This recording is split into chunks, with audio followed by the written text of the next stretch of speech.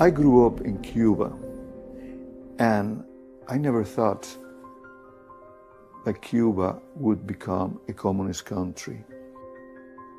Many people at that time warned the Cuban that what was going on was a communist takeover, but we say no, that won't happen here. No one even dreamed that. And I see it, the same thing repeating here in the United States now. And I feel very uncomfortable about because I know what is the end of it. And I know that after a while, there will be absolutely nothing that the American people will be able to do. And they will lose everything they own, everything they know. And don't even think that you will be even safe inside your own house, because you won't be. They will come and get you wherever you are. They will take your arms. They will take everything, and your way of life, everything. And you will be just a pawn of the state.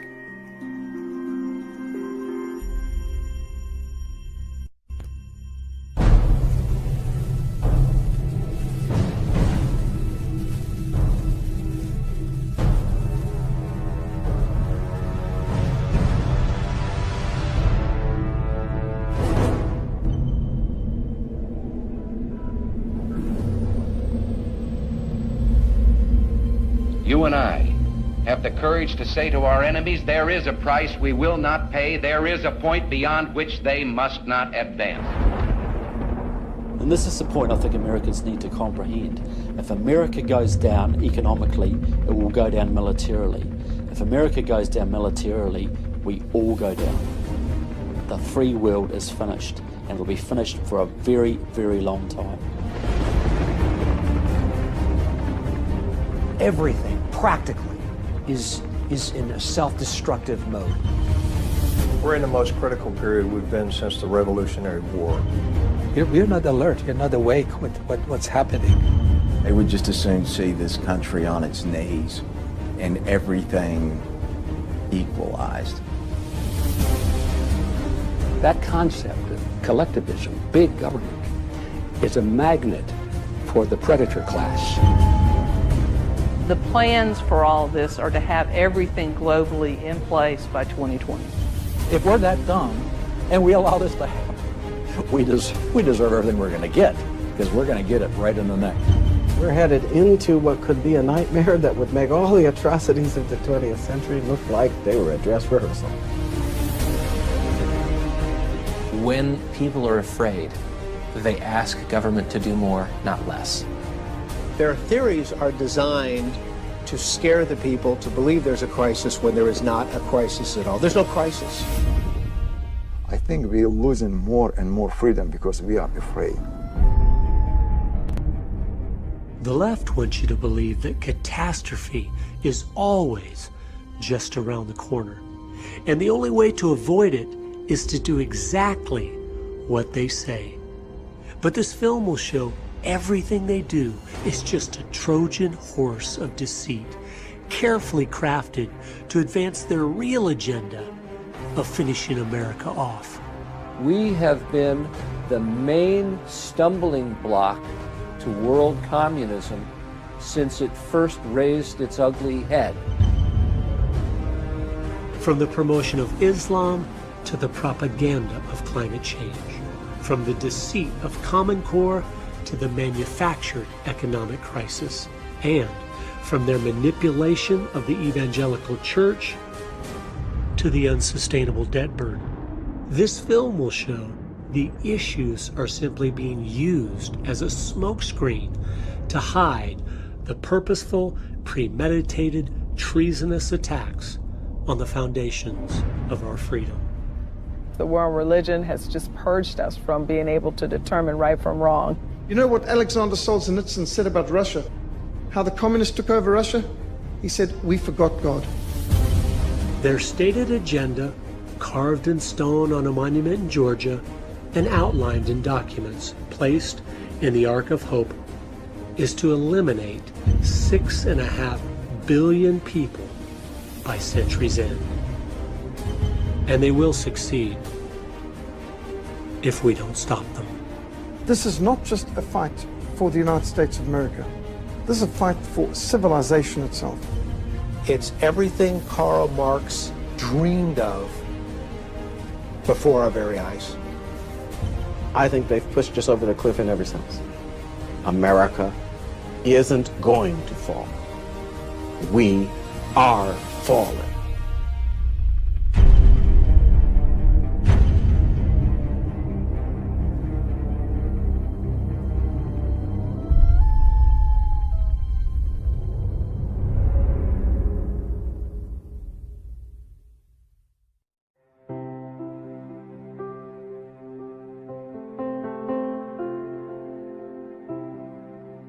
In 2007, I was a state representative, and I had no idea the things I would discover about why America was collapsing from within would motivate me to take my life savings and make a film. And I had never made a film before. During the 2 years it took to finish the project, my children prayed daily that it would win the largest single cash prize film festival in America, which in my thinking was a mighty tall order. But of course, it wasn't for God. The 2010 $101,000 grand prize for Best of Festival goes to Agenda!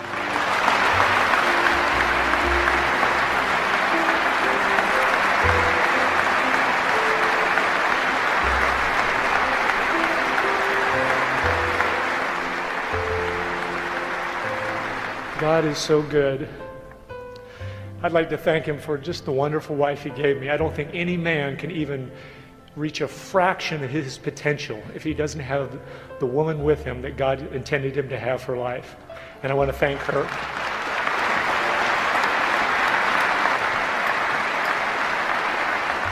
Kids, I'm giving this to you so you'll always remember God does answer prayers. Thank you so much.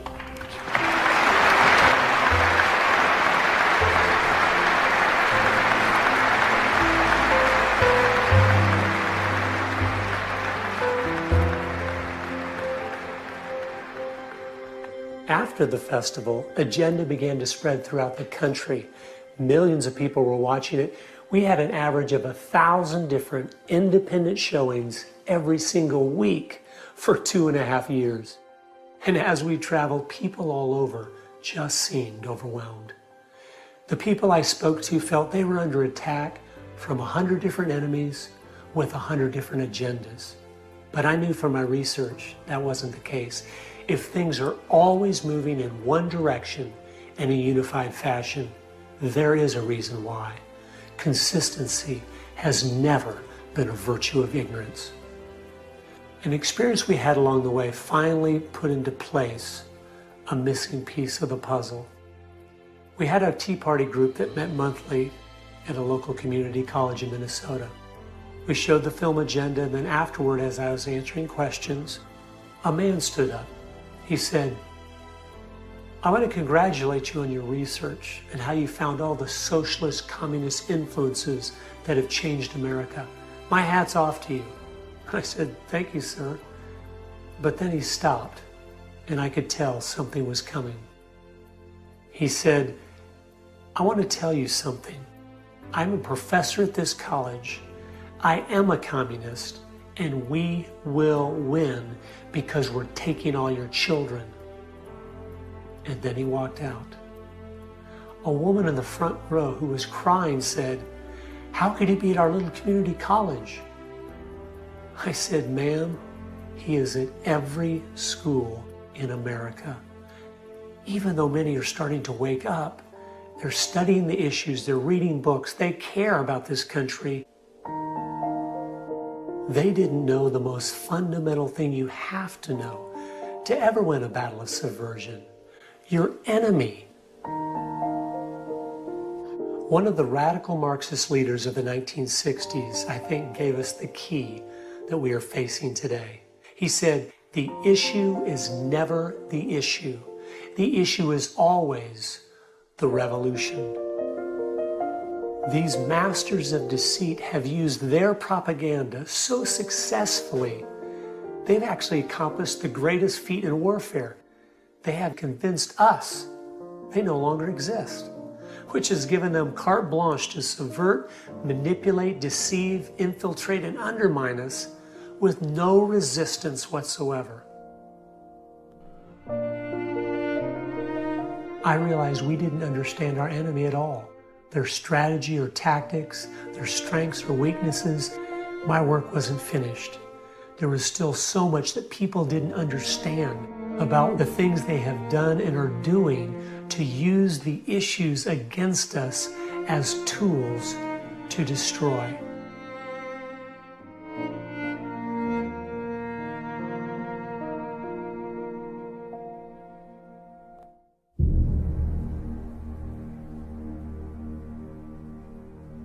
"2,500 years ago, in his masterpiece, The Art of War, Sun Tzu wrote, "If you know yourself, you will win the battle 50% of the time. If you know your enemy, you will win 50% of the time. But if you know yourself and you know your enemy, you will win 100% of the time."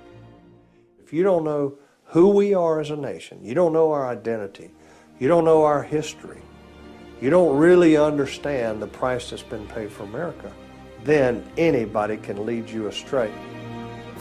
Once we understand who we are, it will be easy to identify our enemies by those that are attacking the foundations we stand upon. So before the last 100 years of subversion, who were we? What made America the greatest country of all time? God established 3 institutions: the family, the church, and the state. And He told us exactly what their authority was to be and what was within their jurisdictions.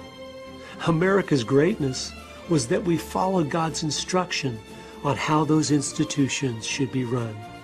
All 3 were created by God to protect each individual person from being abused by the collective. Every attack against us today is aimed at destroying those distinctions. It's interesting to note the Communist Manifesto states the communist goal is to destroy the family, the church, and the state, all 3 of God's institutions. So regardless of how well-intentioned, the enemies of America are all the people and groups that seek to transfer the authority God gave the family and church to the state. And they are collectivists. Collectivism is a broad ideology that includes all of these things like communism, fascism, Nazism, socialism, left-wingism, liberalism. All of these different words are used to describe different flavors of collectivism. And collectivism is the concept that the state is all important and that the individual must be sacrificed, if necessary, for the greater good of the greater number. Unfortunately, the end of all collectivist schemes is a government that takes care of its citizens from the cradle to the grave, and that is Marxism. The people that don't understand this naively believe you can have big government without totalitarian methods, and history has shown us you cannot. From each according to his ability, to each according to his need. That was the grand ideal, right? But the problem has always been no one steps down. Once you have the power, no one steps down. And the reality is that beautiful picture was just a picture. It was a fiction. No one ever intended on stepping down.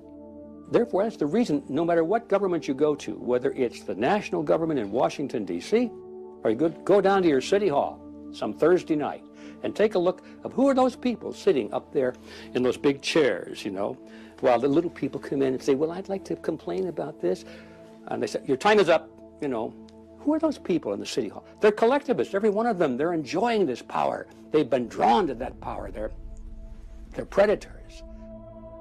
Big government will never work because no one is capable of being in charge. We like to think of Hitler and Stalin as if they were uniquely evil people. But the simple truth is, every single person on the planet would have done the exact same things they did if they believed their philosophies and weren't accountable to any higher authority. Ideas have consequences. What you believe affects what you will do. They weren't uniquely evil. They were sinful men like the rest of us, but they had exceptionally bad ideas, the same ones we are playing with today. America was based on the opposite concept of individualism, was that the purpose of the state was not to govern the individual, but to protect the individual. The individual was supreme, and the state was the servant of the individual. In America, valuing each person, this is biblical. This comes from Christianity. You go to communist countries or Islamic countries, life is not valuable. You know, you kill, so what? You can put it in whatever package you want, but the facts are, the mantra of our age being accepted worldwide is from each according to his ability, to each according to his need. And that is communism.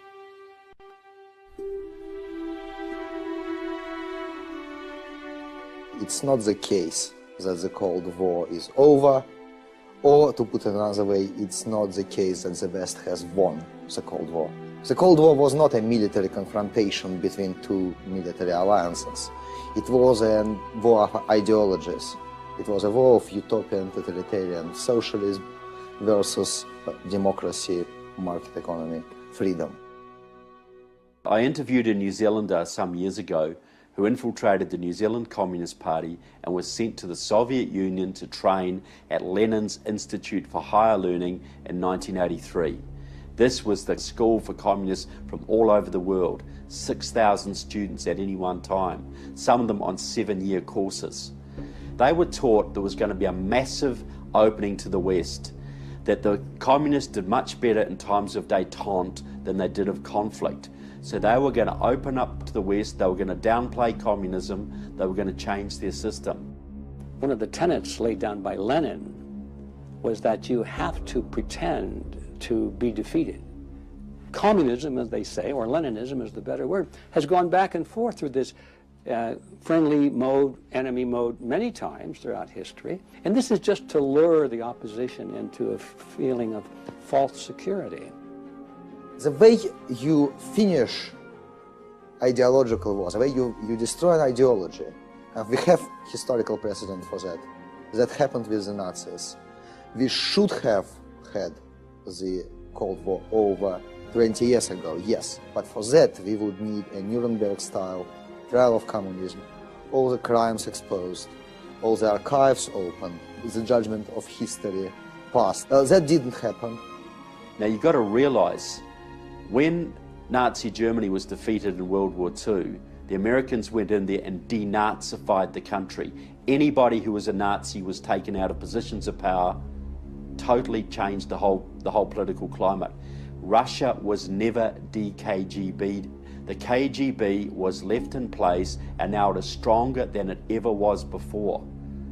And you see their puppet, Mr. Putin, attempting to reinstitute the Soviet Empire now. They may have changed their name. They took their hat, which said Communist Commissar across the top. They turned it around, and now it says entrepreneur or capitalist or social democrat or something. But it's the same hat on the same heads of the same Leninists. Trial of communism should have finished that. It didn't happen, and therefore we are not out of that crisis. And that is the reason why we have Putin.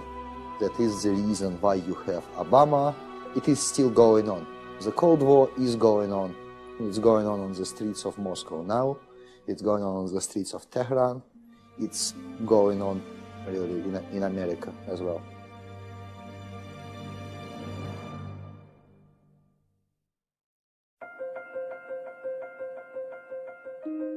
Let me give you, if I might, an example. They have a particular program they want to implement, and they go in and they ask for everything. They ask for everything, and they're aggressive about it. They push ahead. And so they push until they get opposition, starts to build up against it. And at that given moment, they evaluate the opposition. They say, Well, is there any strength to it? Will it last? Will we be able to endure it? Or do we push ahead even farther? If the movement grows up to where it can do them harm, they then back off and say, well, maybe we don't want it all. Let's compromise a little. Let us get along together now, because I'm willing to give up what I've asked for totally for just a bit of it. Aren't you willing to give up a bit that we can work together? Next thing you know, another month goes by, another year, and here they come again. They'll just incrementally get what they want. Now, the classic example is Obamacare.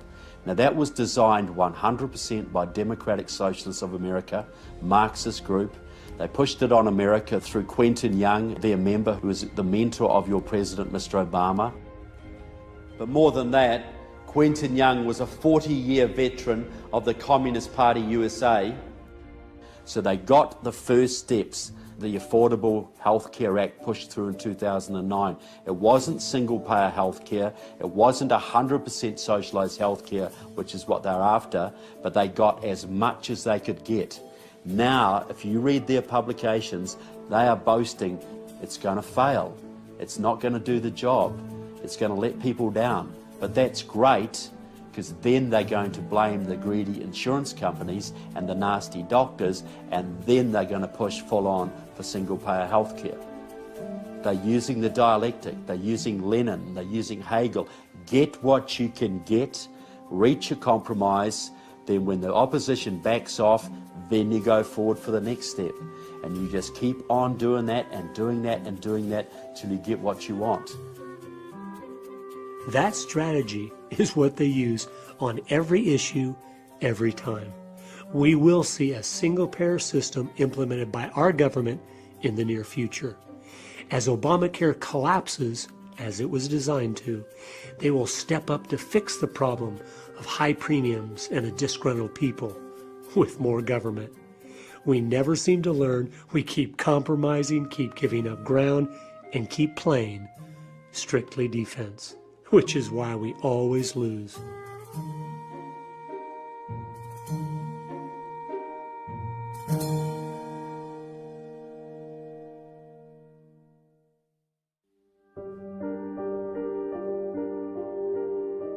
We are in a dependent state, and when you go to the voting booth, you get to vote your self-interest. So, real issue, a real concern when you don't have a voting base with some skin in the game, as much to lose as to gain. What we know from history is that when you tip the scale at 51%, now you are talking about a license to steal. You're talking about that 51% tyranny that de Tocqueville was so concerned about. The democracy, for all its benefits, the main challenge is you get to the point where you have a 51% tyranny. I think that it's underappreciated in our society just how extensive the damage of the welfare state is. And I think that when you look into the heart of the liberal and what they do to our society in the name of social justice or in the name of equality, it's evil will. When a government is working as hard as possible to create dependency in their citizens, you know that their real aim is to eliminate freedom, because no man is truly free that is unable to provide for himself. The dollar in America today, it takes 98 of them to buy what $1 did in 1913 when the Federal Reserve System was enacted into law. That is theft. The fifth plank of the Communist Manifesto is to create a central bank. Ours was created in 1913 and is called the Federal Reserve. You say Federal Reserve, and I think most Americans think that's part of the government. But of course, the Federal Reserve Bank isn't part of the government. The Federal Reserve is a private bank. It's not a government institution. It's as Federal Express. I'm sure the individuals involved would fit nicely into my chart if we knew their names, but we have allowed them to remain anonymous. They also tell us we do not have the authority to audit them to see how much of our money they have printed, even though with each bill they print, inflation soars. At the current rate of inflation, which most think is very modest, things go up in price 10 times every 50 years. My grandfather bought a nice house in 1915 for $4,500. My father bought a nice house in 1965 for $45,000. And my house today is $450,000. So if the rates of inflation just stay like they are, my grandson's house will cost him $4.5 million, and his grandson's $45 million. Inflation is a tax. It's a hidden tax. And so it steals from people who have saved. When they finally retire at the end of a lifespan, all this money that they put aside doesn't buy anything anymore. Houses haven't gotten more expensive. The dollar has just lost 97% of its value over the last 100 years. 1 ounce of gold would buy 300 loaves of bread 2,000 years ago, and an ounce of gold today will buy 300 loaves of bread. Prices rarely change. What's happened is the Federal Reserve has been quietly stealing our wealth while we believe their lie that inflation is normal. It wasn't normal for the first 6,000 years of Earth history. It magically started in America in 1913. Our economic system today is based on Keynesian economics. John Maynard Keynes is the father of it. If there is any doubt to the purposefulness of our economic situation, listen to this. He said, quote, "By a continuing process of inflation, governments can confiscate secretly and unobserved an important part of the wealth of their citizens." Lenin was certainly right.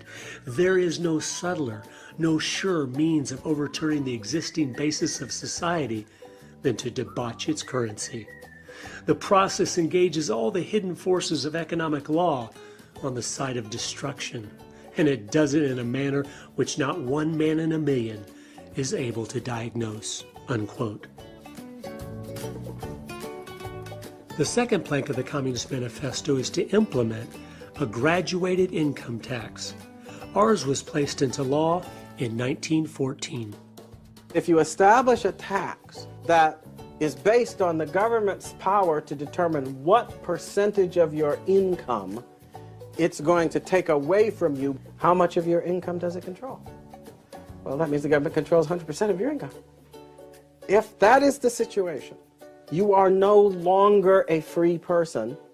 You are a slave, and you live on an allowance from your government. When Ronald Reagan came into office, the top tax rate was 70%. When he left office, he had cut it down to 27%. During that same time, revenue to the government doubled. The lie of the left is that increasing taxes on the rich will help stimulate the economy, and nothing could be further from the truth. It's all a strategic part of the plan to create more dependency.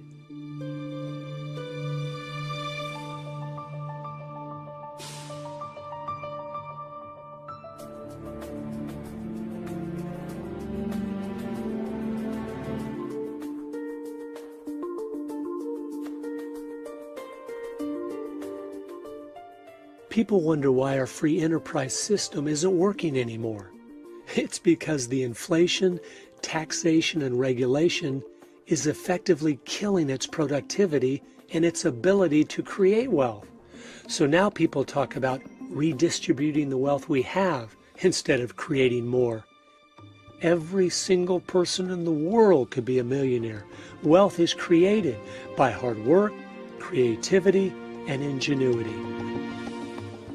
The lie that it's a fixed pie is perpetrated by those that seek to pit the have-nots against the haves.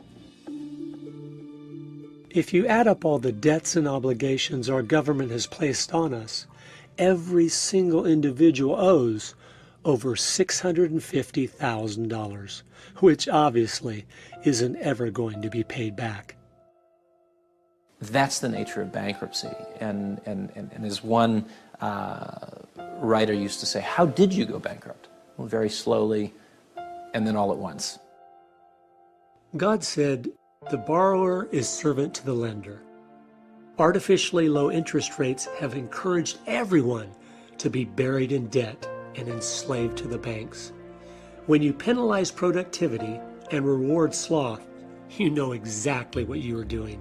You are making us poorer as a nation, which will create more dependency, but of course, the cycle of history doesn't stop there. And then you find that deterioration, that move towards dictatorship, which is the stage that follows dependency, where the vast majority of people are dependent on the state, and the only way to continue to deliver what the vast majority of people expect is via the strong arm of government.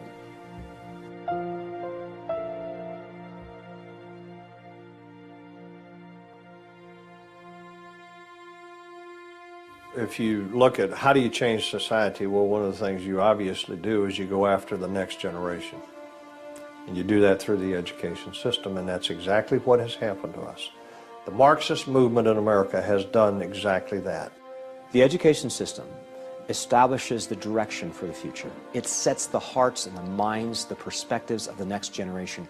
Everybody knows how important it is. They know that if they can get control of our children and they can pump their ideology into these young, hungry brains, they virtually can have them captive as prisoners for life.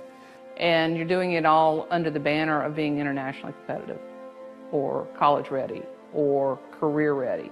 So the euphemisms hide the actual intent.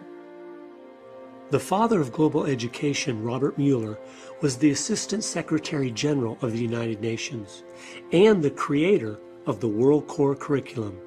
He said the goal was, quote, to promote growth of the group idea so that group good, group understanding, group interrelations, and group goodwill will lead to group consciousness, unquote. His World Core Curriculum was pushed in America by George Bush Sr. as America 2000, which was renamed by Bill Clinton Goals 2000, which was then given a facelift to become George Bush Jr.'s No Child Left Behind, which was the driving force behind Barack Obama's Common Core. It's all the same thing, Republican or Democrat, progressing down the same road of complete brainwashing. Since John Dewey, the entire focus of education by the elites has been to, as quickly as possible, move the children to a collectivist mindset. The 10th plank of the Communist Manifesto states, provide a free education by the state for all children and to combine education with industrial production. Bill Gates has teamed up with the United Nations to build the model that will have our schools simply be a tax-paid training ground for corporate America. In the end, most of this tracks back to people who would benefit financially from a more government-centric economy because they're at table. They're already political players. They don't want to worry about competition. Not only is competition eliminated, but employees are created. The type that would be content to work 60 or 70 hours a week in a dead-end corporate job that just paid enough to survive. Traditionally, Americans would have had no interest in that. They would have wanted to use all the individual talents and abilities that God had given them. They wanted to do 100 different things in their life. Invent things, start new businesses, change the world. And the elites didn't want any of that, so it had to be destroyed. It's like we're going after Marx's vision and at the same time making it impossible as well, because the mind arson necessary to get an amenable voter means that the wealth that you're planning on redistributing is really gone. You just don't know it yet. Just as I was beginning to dig in, I realized I was making a big mistake. The temptation on all these different issues is to not accept the reality of how things really are.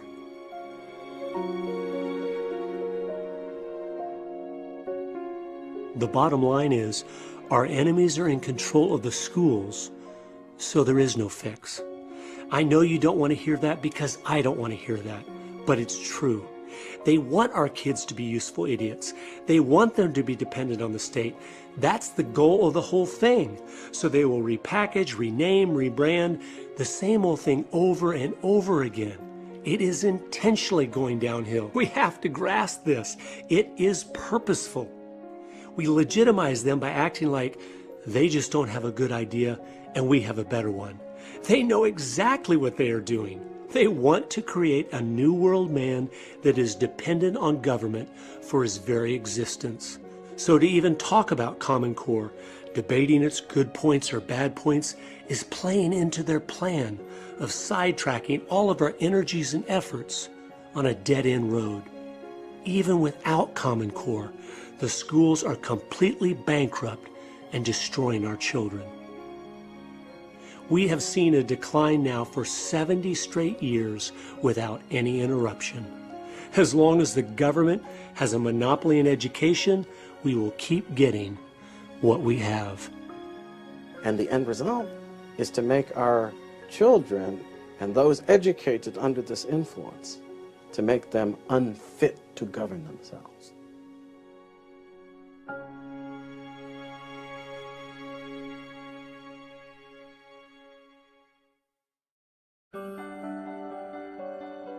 We wonder why it's hard to get a good candidate anymore for President of the United States. Well, let me show you how education affects politics. In 1980, there were approximately 40% of Americans that were conservative, 10% liberal, and 50% undecided. And since even our numbers show that they are capturing 85% of our young people each year through the educational system, this is how it plays out. In 2012, America was divided at 30% conservative and 30% liberal, with 40% undecided. By 2028, it will be 20% conservative, 50% liberal, and 30% undecided. And by 2036, only 20 years from now, it will be 10% conservative, 70% liberal, and 20% undecided. This is simply demographics, and there is no quick fix to change this. 2016 is the last election in my lifetime where it will even be possible to get an actual conservative elected.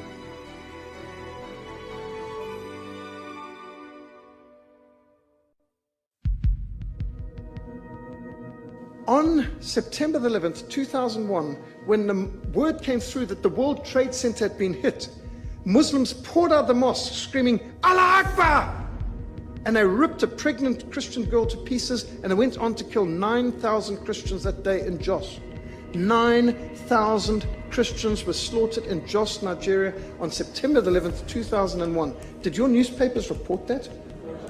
We have delegated to the UN the right to pick the people who are going to be brought to the United States for refuge. And we keep opening our doors and allowing more in, and that's going to be it's a nightmare that's waiting to happen. And what they have done, virtually without exception, is they have selected Muslims to be refugees to America. It's like taking a loan from the mafia. You'll pay all right, and you'll pay in spades.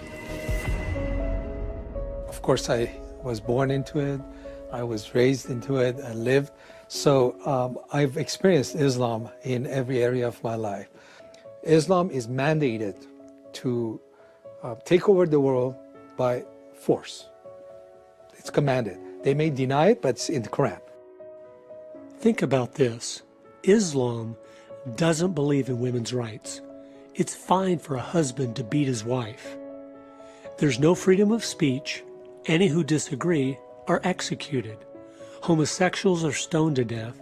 Pornography and alcohol are punished with a beating. And yet the left loves their system, one that stands against everything they claim to support. I think this proves beyond a shadow of a doubt the left will support anything and use any people group if they think it will help destroy their two greatest enemies, Christianity and freedom. They no more care about Muslims, the poor, women, blacks, the environment, or the children than they do about an unborn baby's right to life, a Christian's right to free speech, or a balanced budget. It is all a lie, 180 degrees opposite of the truth. Only 16% of Islam is a religion. The rest of it is a legal system, a geopolitical system, a military system, a dress code, a moral code. It's a lot of other things, but it's not a religion. How come countries like Iran, when Islam is implemented, there's so much brutality against your own people? Why there is no peace? Why there is fear? That's what an Islamic country is like. Those people who say that Islam is a peaceful and tolerant religion, if the most violent and intolerant religion in history can be called peaceful and tolerant, what do we call the Amish and the Mennonites? It is well documented certain fact that international terrorism was invented by the Soviets in the first place. I mean, you can't argue against this. Seeing all the documents, they were training, financing, arming all the terrorists. Originally, those were left-wing terrorists called normally liberation fronts, liberation movements, these kind of things. That was the plan of Yuri Andropov. In 1972, Ion Pachepa, who was head of the Romanian KGB, who later defected to the United States, he had a meeting with Andropov, the head of the Soviet KGB, where they organized the sending of 4,000 Soviet agents into the Islamic world to stir up hatred against Israel and the United States. So the communists saw another wedge opportunity there, another way to divide and conquer, another way to build armies of opponents to their main enemy, which is the United States. We know that the Marxists were infiltrating the American Christian churches 80, 90 years ago, getting into the seminaries. Would you not think they were also infiltrating the Islamic seminaries in the Middle East? They realized these people have the same goal of world domination. Let's infiltrate and become the leaders, and then use these people to accomplish our goal. Most of those people think they're fighting for Allah. They don't have any idea they're fighting for communism. The AK-47 seems to be a symbol of the Muslim terrorists.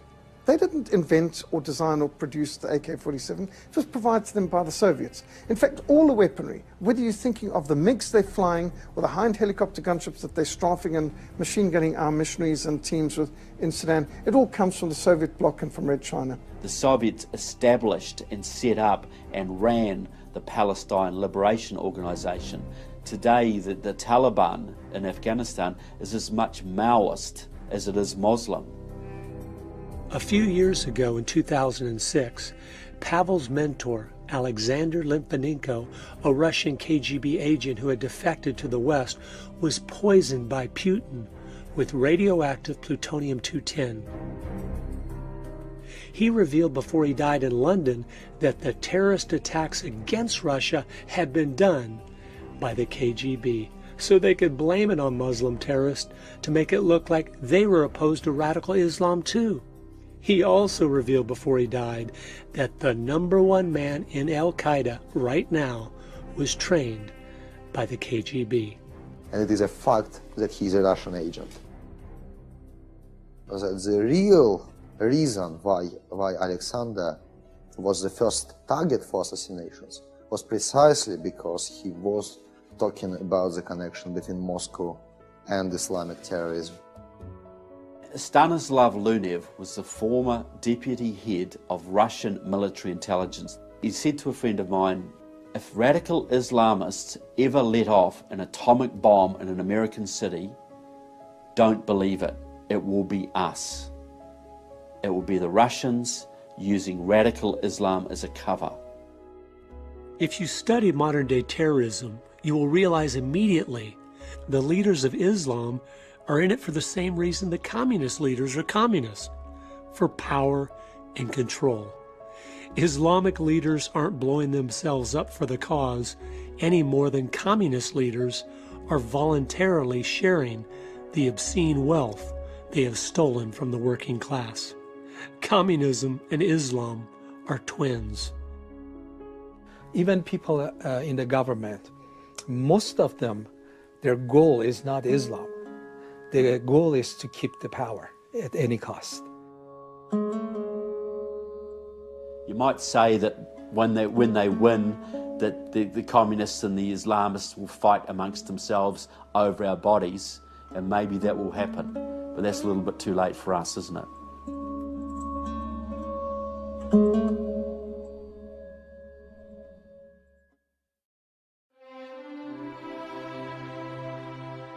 Missionaries were being machine gunned on the roads. Red Cross ambulance workers were being killed. And what was absolutely scandalous is this was not only being funded by the Soviet Union and Red China, but by the World Council of Churches. The World Council of Churches was taking money from members in National Council of Churches in America and across Europe and putting that into what was called the Program to Combat Racism. Nice name, but it was funding terrorism, and they were murdering missionaries, and that's what we were fighting against. The World Council of Churches used to be known as the Communist Party at prayer. It's a centralised body basically controlled once by the Soviet Union and now dominated by the Russians through the Russian Orthodox Church, which is totally controlled by the KGB, has been for years. Do you think in Russia, under Stalin, he revived the Russian Orthodox Church? Do you think he would have revived the Russian Orthodox Church had he not controlled it? Had he, this is an avowed atheist, living in an atheist system dedicated to the destruction of religion, but they revived the Russian Orthodox Church because they knew they could use it as a tool under KGB direction to influence other churches all over the world. What I see is that the church has become an enemy of God, because it has been infiltrated with people that have degrees from elite institutions. And these are people that, they have come into the church, but they never were believers.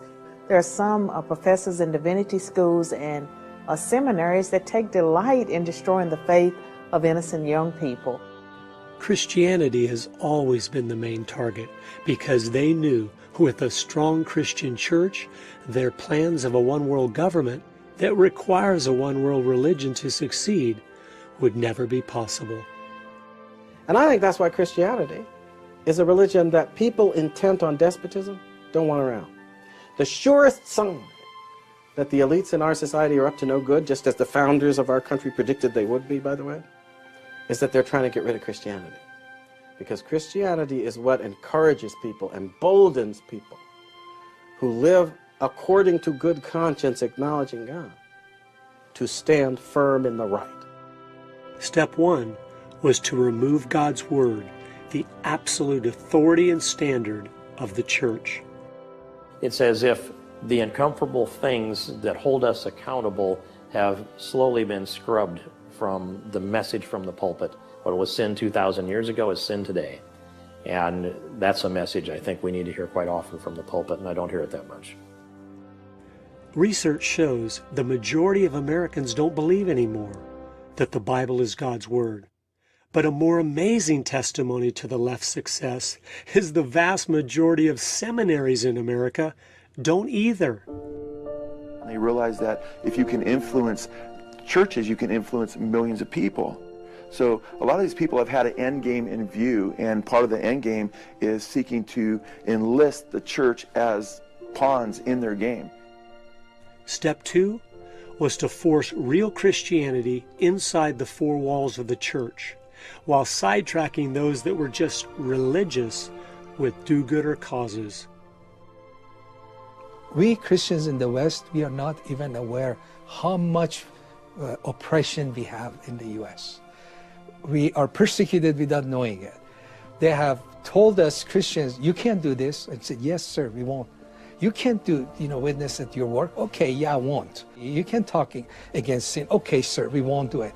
And so gradually, we Christians, what they allow us to do, okay, you can gather in your churches on Sunday, worship the best you can, and then go home. And we have accepted that type of Christianity. We have accepted that we should not and we cannot influence our society or the government. We have accepted those limitations that the enemy has put on us. And we have withdrawn into ourselves without even realizing it. Something that is obscene is something that shouldn't be brought into public. When are Americans, particularly people of faith, going to realize that over the course of the last 60, 70 years in our country, we have allowed them to redefine the world so that Jesus is obscene, so that God is obscene, the Ten Commandments are obscene, kids wearing a t-shirt that says Jesus saved, kicked out of school, people wearing an F word all over their clothing, they can wander around. As I dug in to find out how this had happened, I came across testimony from the Congressional Record in 1953. Manning Johnson, who was a top communist official, testified. He said, quote, "The communists discovered that the destruction of religion could proceed much faster through infiltration of the church. It was determined that with only small forces available, it would be necessary to concentrate communist agents in seminaries and divinity schools. These institutions would make it possible for a small communist minority to influence the ideology of future clergymen. The idea was to divert the emphasis from the spiritual to the material," unquote. The testimony continued with Benjamin Gitlow, who was one of the founders of the Communist Party USA. Quote, "The Methodist Federation for Social Action was first organized by Dr. Harry Ward. Its objective was to transform the Methodist Church and Christianity into an instrument for the achievement of socialism," unquote. Dr. Harry Ward was not only a communist, he was also a member of the Fabian Socialist Society. His good friend and fellow Fabian was Dr. Walter Rosenbusch, and unbelievably, those two men started what is today the National Council of Churches. Unfortunately, most Christians these days are tragically biblically illiterate and are accepting anything that comes down the pike that has the name Jesus stamped upon it, but it's not the agenda of the Jesus of the Bible. It's basically a satanic agenda which is seeking to displace Jesus and exalt the worship of man and creation over the Creator. The communist goal was to turn their number one enemy, the Christian church, into their greatest asset. That monumental task is almost complete. They are turning the evangelical church into a counterfeit that worships a false God, one they have created that is only love, with a false gospel, a do-gooder works salvation instead of Christ alone, and a false mission, saving the planet instead of fulfilling the Great Commission.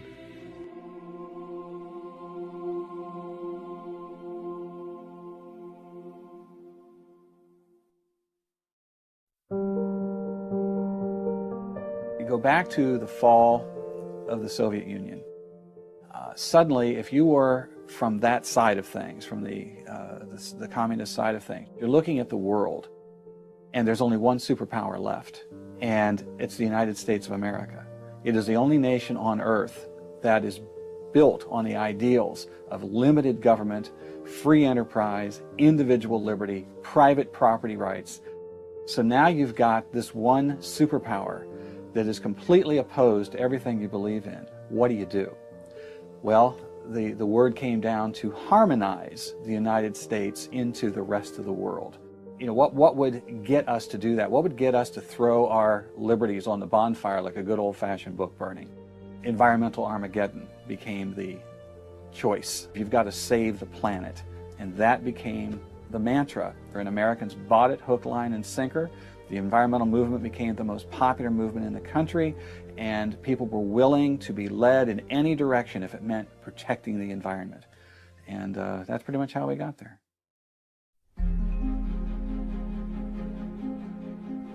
We have to do something, they say, because we're destroying the planet, the Earth has a fever, we have to do something. And that, if it were true, would be a legitimate argument, right? But if you're screaming fire in a crowded theater, then it's a wicked argument to make when there's no fire at all. You're just trying to move people. There are three core claims that are propping up the entire movement.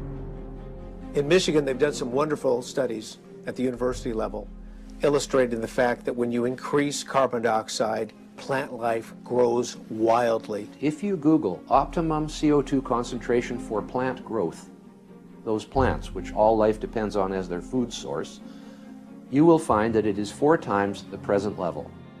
You can go back to the era here on planet Earth. Levels of carbon dioxide were probably 6 to maybe 12 times higher than today. We're not at a high point now. We're at a low point. Foliage was all over the planet. Carbon pollution is now a common term that people are using, when in fact, if CO2 fell below 150 parts per million in the global atmosphere, all the plants would die. And then what would we eat? There wouldn't be anything left to eat but rocks at that point. Frost and ice are the enemy of life. You come from the tropics into the temperate zone and then the Arctic, you lose 99% of species biodiversity. Which means that quite the opposite of what the alarmists say, global warming won't lead to more extinctions. It will lead to protecting more species from extinctions.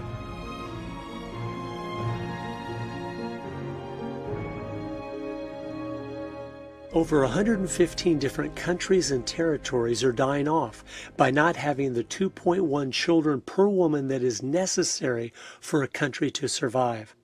Population has increased in recent years because of modern medicine, and our environment has become so much cleaner. The world could easily handle 100 billion people, but it will never even reach 10 billion. As soon as this generation of elderly start dying off, population will decline for as far as the demographer's eye can see. You know, you could move the entire population of the globe to the state of Texas, use 1/3 of it for living space, 1/3 for factories and workplaces, and another 1/3 for recreation, and you could leave the entire rest of the world completely uninhabited. You don't have to dig very deep into the key people and groups involved for it to become crystal clear why they continue to promote these lies. Karl Marx really got the entire modern environmental movement rolling. It's well documented. In fact, you can go back to 1883, a paper that was written by Frederick Engels and Karl Marx, Dialectics of Nature. They talk about global cooling. They were trying to scare people into believing that mankind's pollution was going to put the Earth into a free fall temperature-wise, and there would be no life whatsoever. Ray Lancaster studies at the feet of Karl Marx and comes up with a saying that is really, I mean, it's at the heart of the environmental movement today. Humans are the insurgent sons of nature. Interestingly, Ray Lancaster had a disciple who was named Arthur Tainsley. Arthur Tainsley coined the term ecology. The word ecology was essentially fashioned by a disciple of Karl Marx. And it keeps going. Earth Day is celebrated on April 22nd each year because that was Vladimir Lenin, the founder of the Soviet Union's birthday. And Gus Hall, who wrote the book Ecology that helped get the movement rolling, was the head of the Communist Party USA. The modern engine of the environmental movement is the United Nations.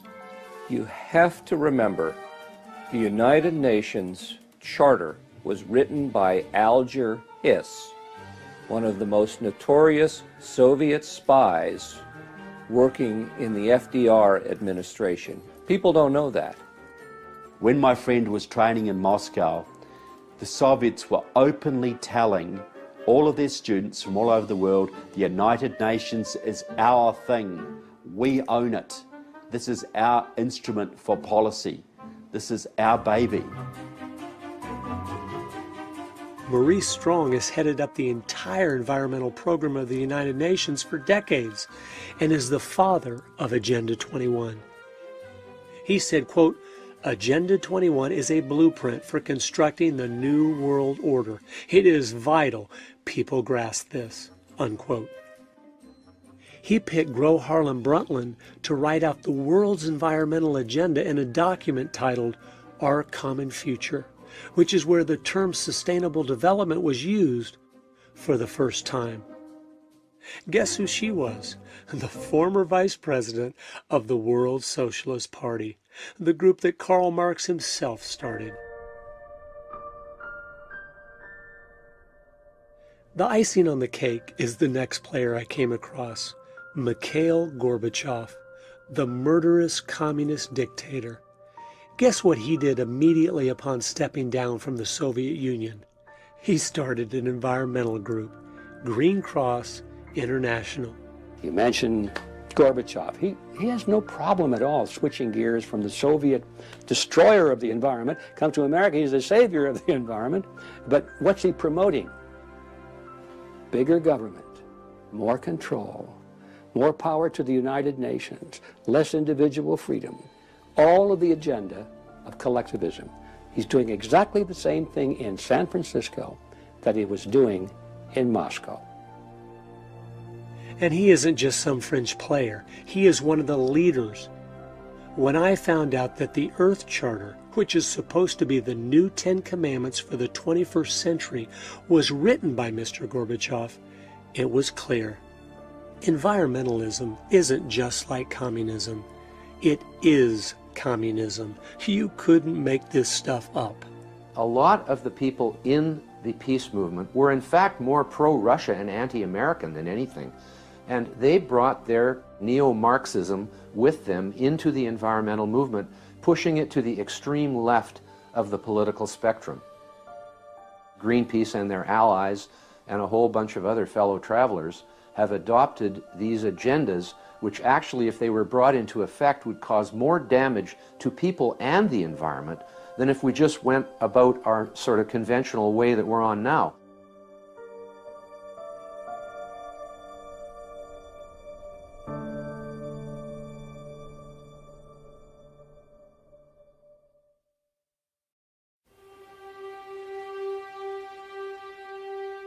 In 1995, the Marxists, Democratic Socialists of America, 7,000 members, Gramsciist communists, they believe in revolution through infiltration, they took over the AFL-CIO. They took over the American Labour Movement, and they put their member, John Sweeney, in as president. And now their protege, Richard Trumka, runs it for them. What they did, they then took over every single major labour union in the country, and that leverage enabled them to take over the Democratic Party. Because there's hardly a Democrat at any level in this country, from county commission to federal, who doesn't owe his job to the unions for money, for manpower, for get out the vote, even for vote fraud. They mounted a purge at the higher levels of all the Southern Dixiecrats, the conservative Democrats, the moderate Democrats, and now the Marxists, through the unions, have completely taken over the higher reaches of the Democratic Party. So you've got 20,000 card-carrying communists in your country are dictating the policies of the Democratic Party, which is controlling the lives of 300 million Americans. If this is hard to believe, I encourage you to go to the Communist Party USA's People's World or the Democratic Socialists of America's Democratic Left, and you will see every single issue they are promoting today will be the exact issues the Democrats will be putting on the floor of Congress tomorrow. And you've got all these loyal Democrats out there, good patriotic people, who still think they're voting for Harry Truman and JFK. Look, by the standards of today, do you think Harry Truman or JFK would have a chance in today's Democratic Party? Those guys today would probably be in the Tea Party. Yet their party is now run by communists, and all these loyal Democrats all over this country are still voting on party lines and basically voting for Marxist and anti-Americans because they do not understand their party has been taken over. It's no longer just an opposing party with different views. It is our enemy working as fast and furious as they can to finish the quiet revolution that started over 100 years ago. And that is why every issue is being used against us as a weapon to destroy.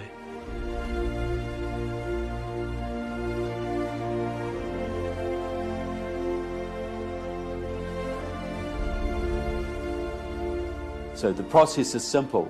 The Marxists set a policy. It might be socialisation of student loans, or green jobs, or cap and trade, or card check, or a New START treaty with Russia, or Obamacare, or immigration amnesty. They're behind the campaign to end fracking. They're behind the gutting of your military. They're behind the dumbing down of your schools and Common Core. All of these programs that are affecting every American every day is being orchestrated by small Marxist groups who have been able to take over the labour movement of this country, and by doing that they then took over the Democratic Party and are now running the country. They're effectively running the country. I contend that sooner or later they will use violence. They'll use violence when they get to a certain percentage. If they can get 70% of the people behind them, they will wipe out their opposition, because the socialist communists cannot stand competition. They have to take America down, then they can have world government, and the communists will then throw off their mask and they will have worldwide Leninism. That is their plan.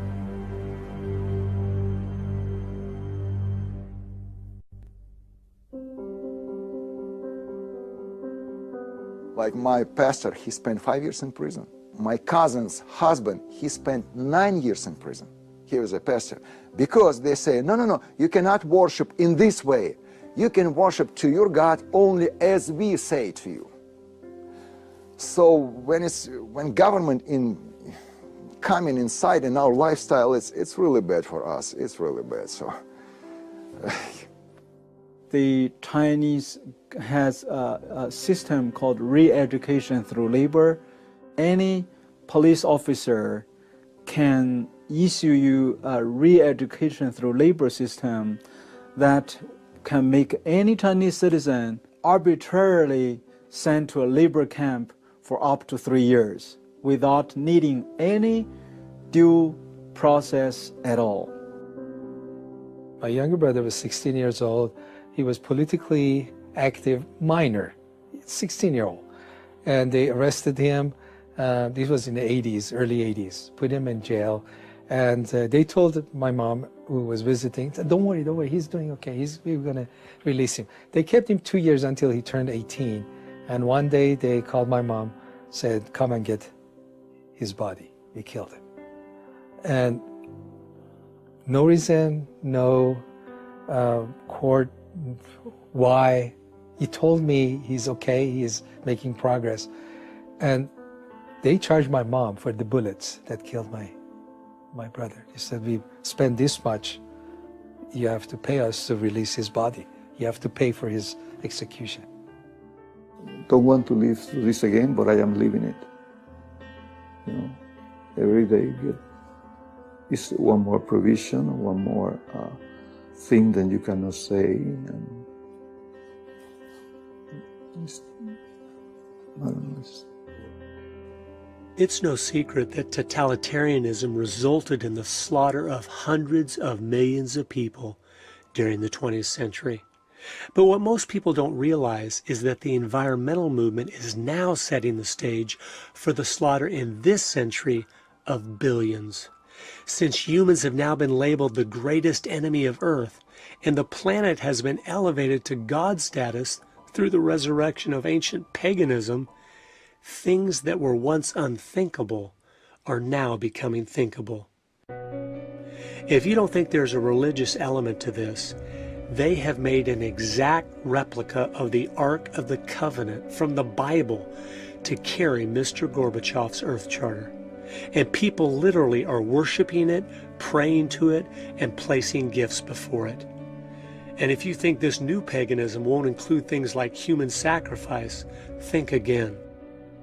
Just during the 8 years of Obama, the child sacrifice worldwide through abortion has exceeded 320 million babies, the entire population of the United States. Under the new Agenda 21 movement, we've been demoted. We are now below the earth. And if we are less than the earth, then there is no tyranny against man that cannot be justified under the premise of protecting the environment. Honest environmentalists will all tell you, well, a good number would be, no, we have 7 billion now. They won't say a billion. They'll say probably a few 100 million. Okay, then you ask them, how are we going to get to that number? How are we going to get to that number? And they look at you with a blank look. Because abortion and sterilization isn't going to get us there, so how are we going to get there? And then I will always ask them the question, You want a war? Will a war work for you? How about a plague? Will a plague work for you? How about starvation? Will starvation work for you? And you know, in the back of their mind, they're thinking all those things will work for them, because there's no way you're going to reduce that many people on the planet to get it to where they think it's sustainable. And of course, at the same time, they're thinking, and I'm going to be one of the chosen ones who will be allowed to live.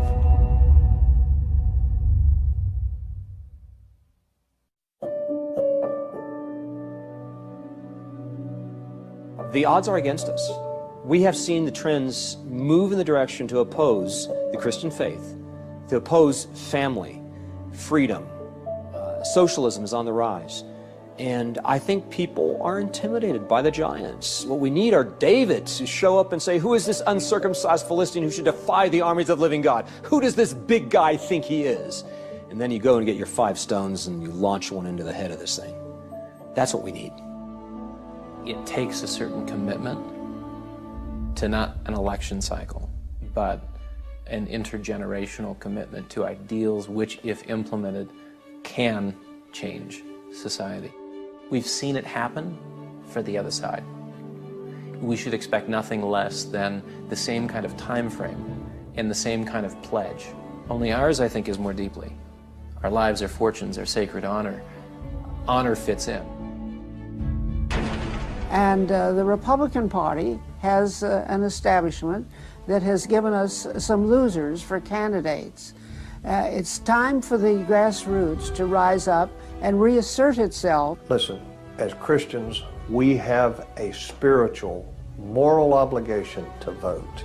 We have to go into political office. We have to network with each other. We have to dislodge these professional politicians and collectivists. And there are people who think that the job of precinct committeeman is the most important.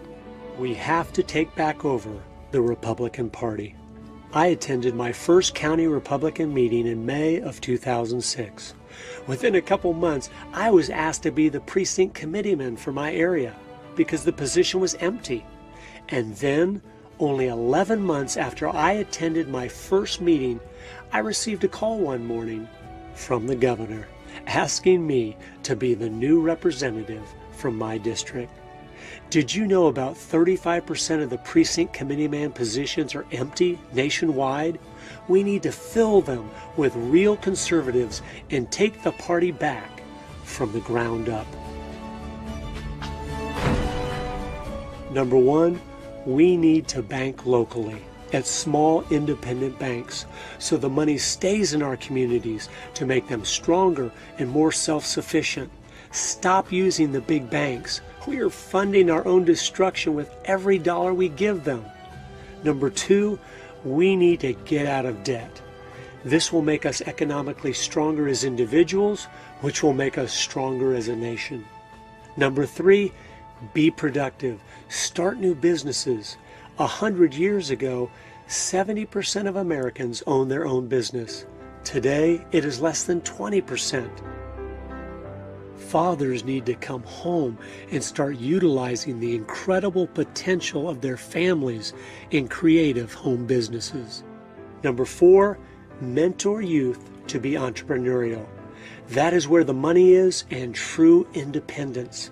It also eliminates the need to go to college, where we are losing all of our children. And number five, buy USA every time you can. It keeps the money home instead of funding our enemies. It provides jobs for Americans. And most importantly, it stops rewarding all the countries of the world that have enslaved their people for profit. Well, I think the worst thing that a Christian can do today is send their children to these cesspools we call schools. They're not public schools, they're government-run schools. At the end of the day, the curriculum is secular humanism, and it conflicts with what that child may hear Sunday morning and Wednesday night at Bible study. So we set them in an environment of absolute confusion, and then they have no determinant for a right and wrong. And this guarantees that a socialist, humanist, totalitarian approach to life will always emerge victorious generation after generation after generation until parents step in and say enough. until a few of us stand up and say, we're tired of losing. We're not going to play this anymore. And the only way you're going to reverse the trends is if you start interjecting a biblical worldview back into the hearts and minds of our youth. The Bible says to bring them up under the nurture and admonition of the Lord. The scriptures tell us that we'll give an account for everything, especially for the stewardship of our children. It is a father's responsibility to make sure each of his children understand the world around them, so they aren't deceived by every clever-sounding lie that comes along. And I think the direction we ought to move as a culture is to the point where we essentially disband the entire educational infrastructure. And if we're going to collect tax dollars for education, then we say to parents, here are the education dollars that we have devoted to your students' education. It's yours. So if you want to enroll your child in a homeschool, if you would like to enroll your child in a private Christian school, education dollars follow the student to the school of the parent's choice. All efforts to reform education should be focused on one task: implementing a voucher system to break the government's stronghold. This would eliminate virtually overnight Common Core, failing schools, the promotion of immorality, the environmental propaganda, and the anti-Americanism, which is now the bedrock of the K-12 program. We can no longer sacrifice our children on the altar of convenience. Number one, we need to demand of our representatives that they stop the UN from putting all displaced Muslims worldwide in America. You know, there's 56 or 57 countries that make up the Islamic Conference. If you've got a Muslim in one Muslim country that needs a place of refuge, they've got 56 other places where they ought to be able to go. Number two, we must be sharing the gospel with those who are already here in America, praying that they will get saved and go from being a threat to us to our brothers and sisters in Christ. If you want to reach out to Muslims in America, reach them early and reach them with love. In Islam, there is no love. That's the weak point of Islam. If you want to invade Islam, that's their weak point. Because Allah in Islam has 99 names and not one is love. There is no commandment to love and forgive one another. So when you love people and you love one another and you love God, you are piercing the darkness of Islam in a major way. Number one, we need to expose the lies. Everything they preach is a lie. America is the cleanest country in the world and always will be as long as we are free. We have cut our pollution in half since the 1970s, even though our population has almost doubled. We aren't the problem. We are the solution. Number two, hound federal officials to get us out of the United Nations. The world's entire environmental agenda is seeping out of this Marxist cesspool. We need to abort its influence in America before it's too late. Number three, get involved in protecting private property rights at the local level.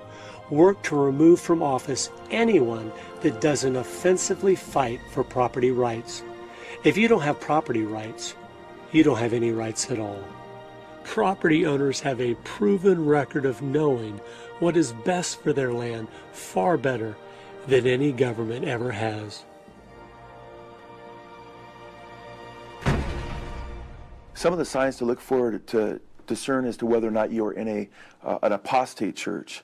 It's important to see, is a pastor preaching the gospel of Jesus Christ crucified on the cross for our sins, buried, resurrected again? Is he preaching the message of the gospel and eternal judgment, and the fact that we don't live very long on this earth and we're going to stand before God and give an account as to whether or not we've embraced the grace of God through Christ Jesus? Is he preaching repentance, that you must turn from sin and embrace Jesus Christ as Lord and Savior?